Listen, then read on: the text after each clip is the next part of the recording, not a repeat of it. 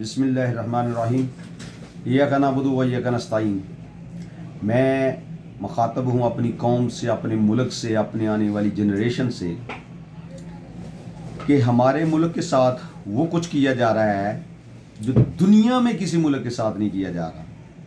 ہمارے اپنے ہی ہمارا گھر لوٹ رہے ہیں، ہمارا اپنے ہی اپنا ملک توڑ رہے ہیں۔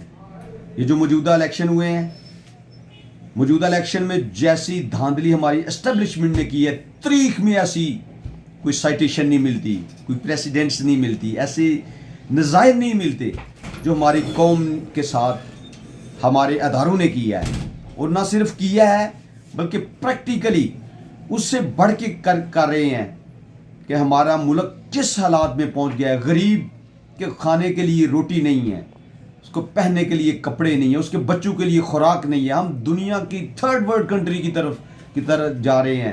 ہمارے ریسورسز پہ قبضہ ان کا، ہم ان کی رائے کے بغیر، ان کی مرضی کے بغیر اپنے جذبات کا اظہار بھی نہیں کر سکتے، جو ہمارا آئینی قانونی حق ہے، جو موجودہ انہوں نے حالات کر دیے ہیں۔ اگر اس کی درستگی کی طرف قوم نہ گئی تو میں آپ دعوے سے کہہ رہا ہوں کہ حالات مزید بگڑتے جائیں گے، ملک مزید دلدل میں پھنستا جائے گا، ایک اور ڈھاکہ بن جائے گا۔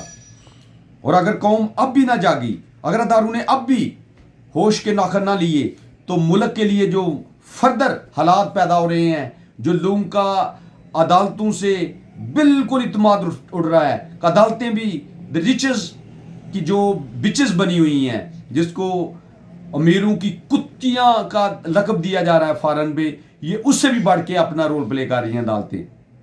اور اگر عدالتوں نے بھی اور دوسرے مقتدر اداروں نے بھی اگر حالات درست کرنے کی کوشش نہ کی تو ملک کے لیے ایک مزید وبال بن جائے گا۔ لہذا خدا را یہ درخواست ہے تمام مقتدر اداروں سے، طاقتور اداروں سے، یہ ایجنسی سے کہ ملک کا سوچیں، اپنی نسل کا سوچیں، آنے والی قوم کا سوچیں، امریکہ کا نہ سوچیں۔ جیسے پہلے آپ نے امریکہ کا سوچ کر، جب رشیا نے حملہ کیا تھا افغانستان پہ، تو امریکہ کے کہنے پہ آپ سب نے جہاد فرض قرار دے دیا تھا۔